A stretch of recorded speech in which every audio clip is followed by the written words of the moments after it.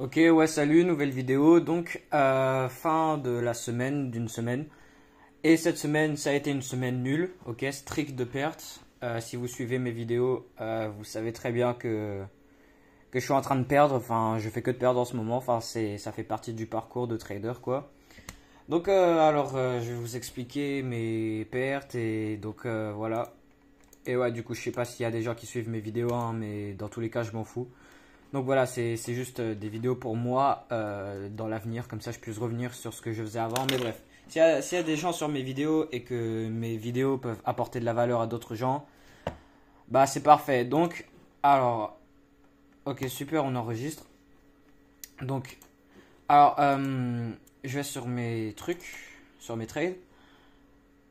Donc,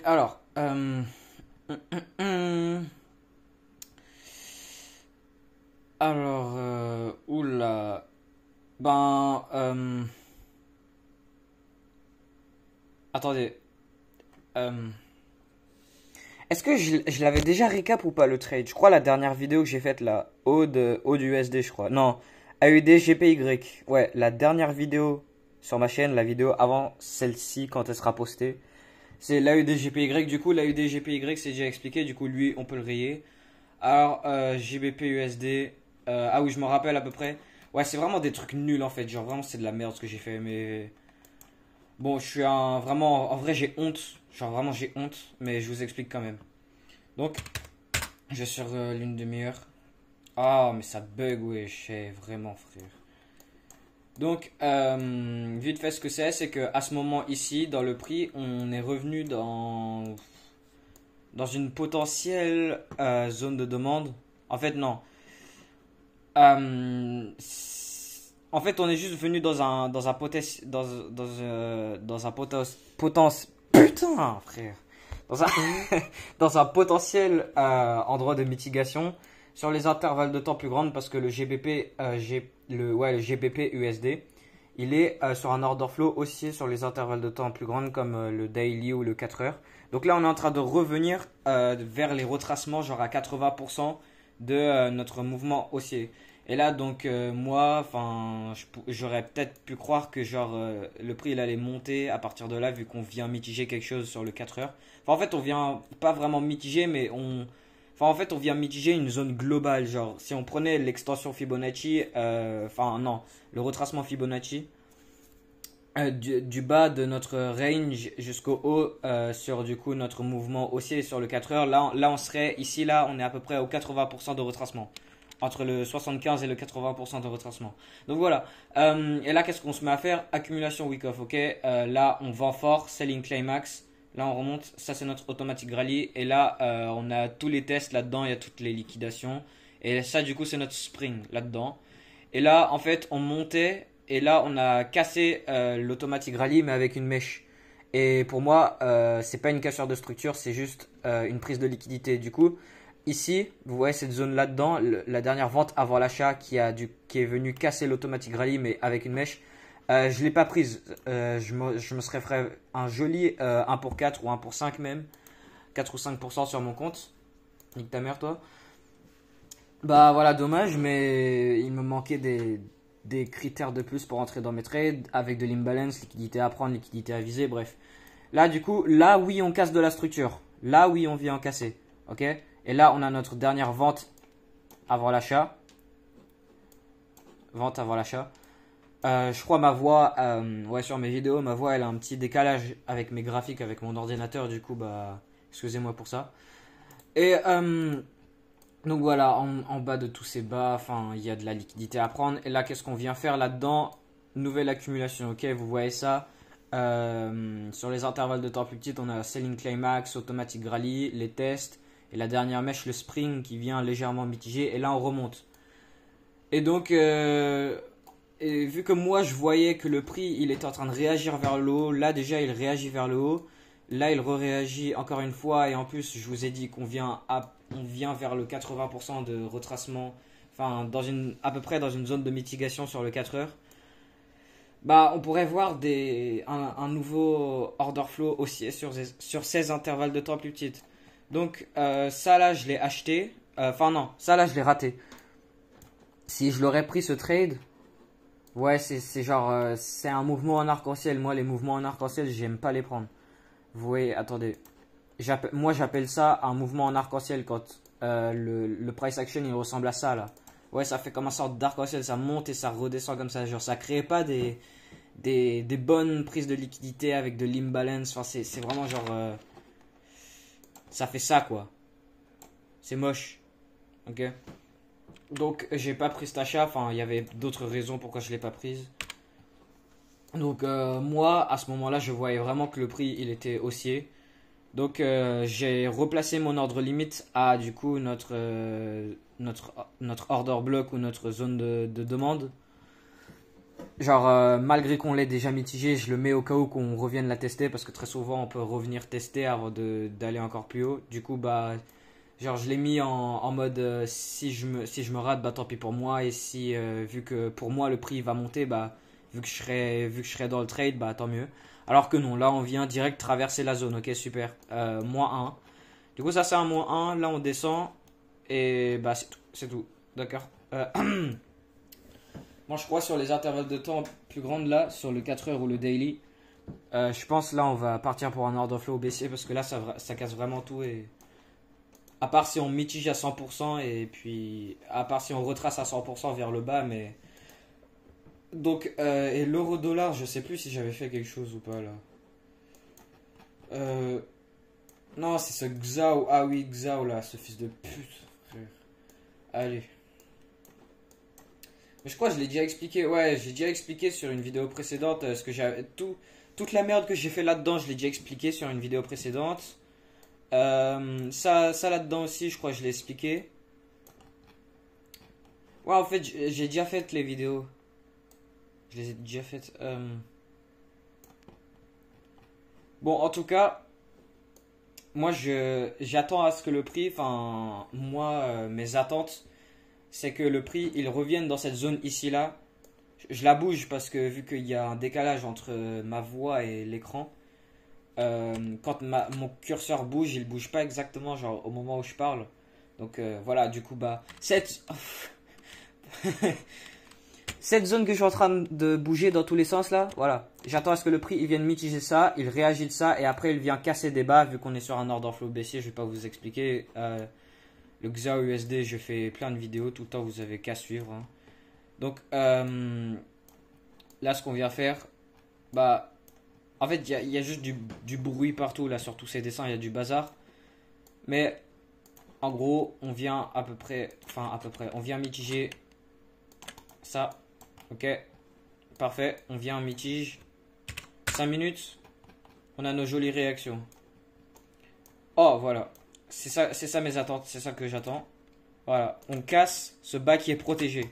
Ce bas, il est protégé vu qu'il vient casser ce haut. Ok? Je vous explique pas, hein. Enfin, dans toutes mes vidéos précédentes, j'explique en mode. Genre, j'explique comment on sait si c'est un bas protégé, un bas faible, quand on casse, comment on sait où est notre changement, notre shift du marché, notre change of character. Bref. Donc là, on a notre choc. Voilà. T'as qu'à avoir la ref si tu sais pas ce que c'est. Donc, je recule cette zone vu que on vient la mitiger là-dedans. Et là, en fait, le problème, c'est que ça, c'est mitigé. Ouais. Lui, il est mitigé. Lui, on le rate tout pile, mais ça veut pas dire que le Composite Man, il a pas fermé ses positions. Ça, c'est de la mitigation. Et tout ça, c'est en train de se faire mitiger. Cette cette redistribution là-dedans, on a notre cycle, on a notre box, et là on vient, on expand vers le bas. Donc là, en fait, j'arrive pas à parler. Ce genre de choses, je l'ai vu et je l'ai revu, ça se répète et ça se pète. Et... En fait, soit il y a deux possibilités, soit on remonte, genre vraiment je prends mon Fibonacci, genre on revient, on retrace à peu près dans cette zone ici, vers le 80%, en prenant du coup toute la liquidité qui reste au-dessus de cette trendline ou ce que vous voulez. Enfin, en haut de tous ces hauts, il y a de la liquidité, ok? Ok? Donc, on vient prendre ça. Et là, on vient mitiger ce qu'il y a plus haut avant de continuer encore plus bas. Mais, enfin... ça, ce scénario, je l'ai déjà vu arriver parce que même si tout ce qui est en haut c'est mitigé, je sais pas vraiment pourquoi. Le Composite Man, il veut juste remonter, prendre de la liquidité pour après revendre encore plus. Mais sinon, le scénario le plus probable qui risque d'arriver, c'est que vu que tout ce qui est là-dedans, c'est mitigé. Merde. Tout ce qui est dans tout ça là, c'est mitigé. Bah, là, on va pas vraiment retracer vers le haut. On va juste venir mitiger cette zone là-dedans. Là-dedans, il y a que des prises de liquidité. Mais on peut la raffiner dans... Il est où mon truc? Voilà. Voilà, celle-là. Elle. Le dernier achat avant la vente qui vient prendre de la liquidité. Comme ça, parfait. Avec du déséquilibre, imbalance, là-dedans.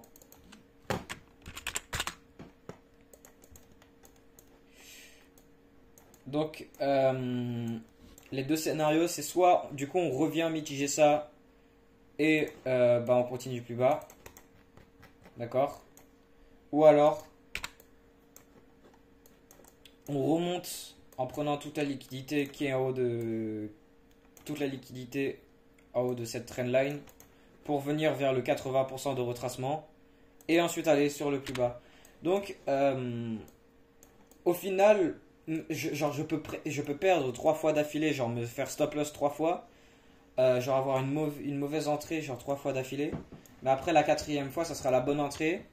Vu que mon entrée elle est raffinée sur les intervalles de temps plus petites, bah si je rassemble mon entrée avec moi qui vise des zones vers le bas ici, bah ça fait du gros RR quoi. Mais le problème c'est que là je suis déjà à moins 4%, donc je vais pas faire ça. Et en plus, enfin juste regardez ça, enfin moi mes setups, ça c'est vraiment un setup de pas très grosse probabilité, enfin ça c'est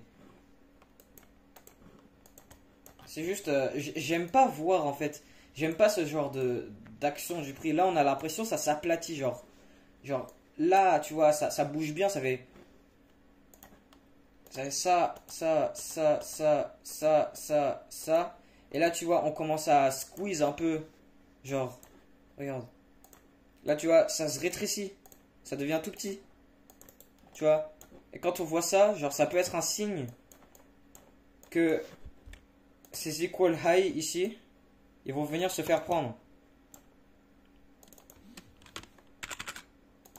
Tu vois, du coup, c'est... Ah là, c'est tout. Bon, je vais voir ce qui va se passer, ok? Je vais voir. Et puis voilà, c'est tout. Sur l'or, j'ai dû perdre à peu près 2-3 trades. Du coup, moins 1-2. Ah non, ouais, 2 à peu près, je crois. Ou 1, je sais plus. Et sur l'AUD GPY, j'avais perdu des trucs. C'était vraiment des très bons setups. Mais le problème, c'est que au final, j'étais sur le mauvais côté du marché en fait.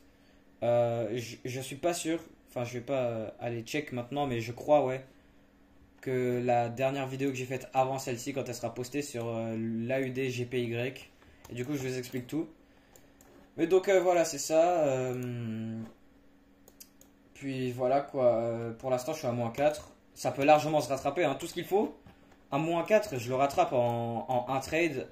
Un trade avec un ratio risque-récompense 1 pour 5. Tu vois. Donc ça va, c'est pas la fin du monde. Enfin, tranquille, bah ça fait partie du truc. Hein, enfin, genre, il y a des gens, genre vraiment, là à ma place, ils seront en mode, mais putain, mais je sais pas trader. Qu'est-ce que je fais là? Genre, je fais que de la merde. Et tu vois, moi je vois les publications Instagram en mode le cycle d'un parcours de trader. Genre, merde, je suis sur Discord.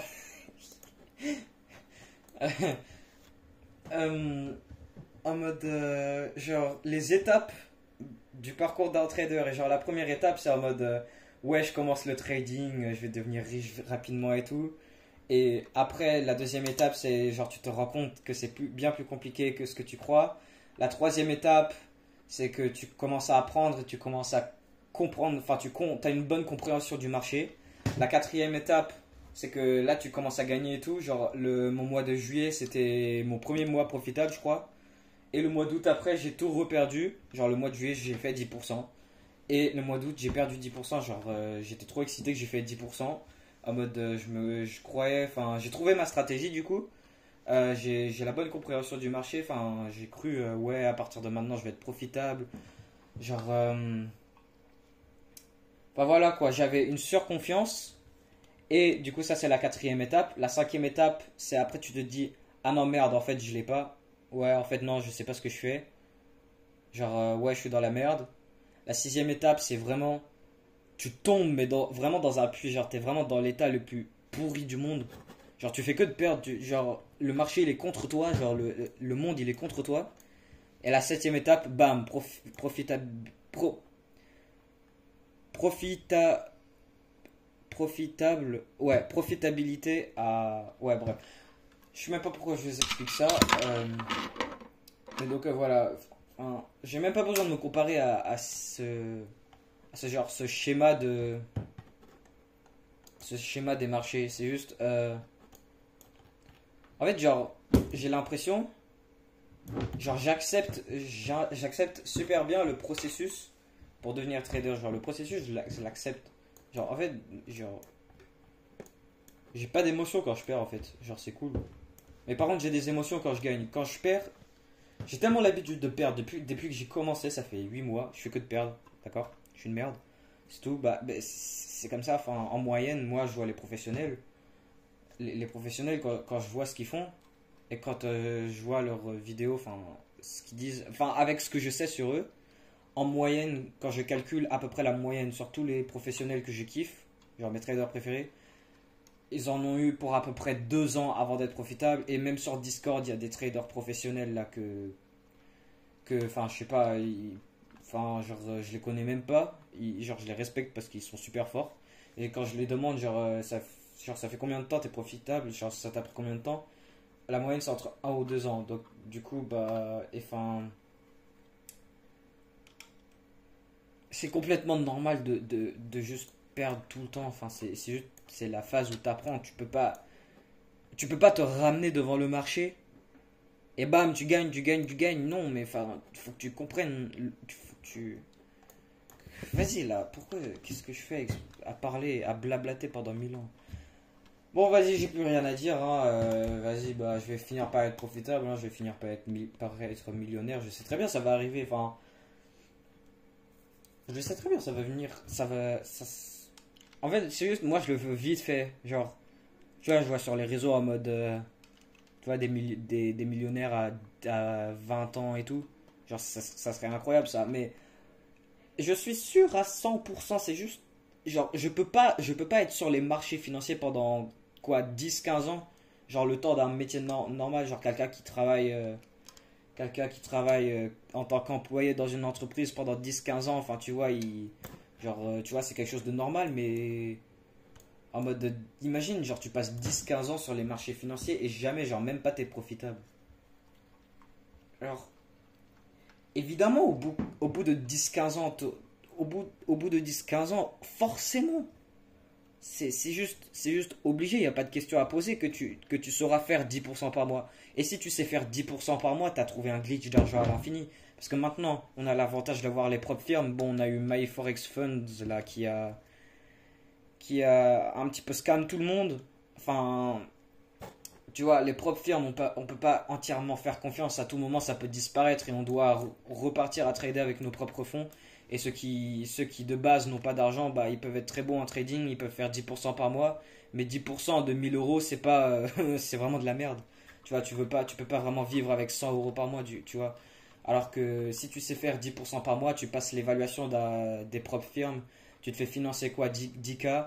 euh, le premier mois, tu fais 10% de tes 10K, du coup, ça fait 1000 balles.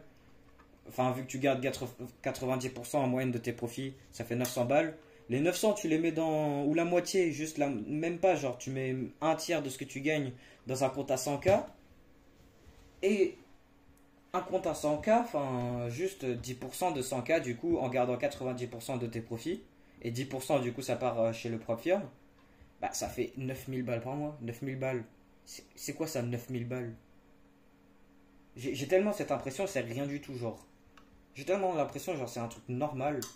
Enfin, c'est normal du coup pour les traders, mais quand tu compares à des travailleurs de la vie active, enfin, faut quoi là, les bacs plus 48 là pour avoir ça quoi. Enfin, bon, bref. Et juste pour dire aussi, 10% d'un compte à 300K, du coup, si tu as juste besoin de faire 10% de ton compte à 100K, après ce que tu gagnes avec. Non, 10% d'un compte à 10K, ce que tu fais avec le compte à 10K, tu fais, tu passes un challenge pour un compte à 100K, tu fais 10% sur le compte à 100K, l'argent que tu te fais avec ça, tu te mets dans un compte à 300K. Et je crois il y a des profs firmes, je connais des profs firmes qui financent genre des comptes à jusqu'à 1 million en fait. Et je pense au fur et à mesure des années, les profs firmes à 1 million, si ça existe encore, enfin les profs firmes ils font que de s'améliorer quoi, ils sont tous en concurrence, on est d'accord. FTMO, MyForex Funds qui est maintenant mort, The Funded Trader ou je ne sais quoi là, tous les dizaines de profs firmes ils sont tous en concurrence. Eux ils veulent des traders. Les profs firmes, leur but c'est d'attirer des bons traders pour trader leur argent, pour que eux aussi fassent des profits. Enfin voilà, bref. Ils seront tous en concurrence et tant qu'ils existent, ils vont faire que s'améliorer et juste, si tu sais faire 10% par mois, juste, c'est un glitch d'argent à l'infini quoi. Enfin, voilà, c'est tout. Allez, 21 minutes, la dinguerie. J'ai parlé dans le vide pendant 21 minutes. Bah là, du coup, 22. Vas-y, j'attends 22 minutes. Voilà, 22 minutes. Bon bah, ciao. Salut, bonne journée. S'il y a quelqu'un qui est encore là. Vraiment, si là, maintenant, il y a quelqu'un qui est sur la vidéo là, à ce moment-là, genre vraiment mets un commentaire. Je m'en bats les couilles de quitter. Tu mets un commentaire. Tu dis, j'ai tenu toutes les vidéos. Ok? Allez, ciao.